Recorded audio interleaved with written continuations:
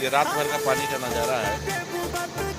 इतनी तेज बारिश हुई और पानी आप देख सकते हो, सामने रोड भी थी तो बिल्कुल जलमय हो गया। और इस साइड का भी आप नज़ारा देखिए, ये शमशान घाट का नज़ारा। इतनी बुरी तरीके से बारिश हुई, पानी का वो मंजर आप देख सकते हैं, क्या उफान है।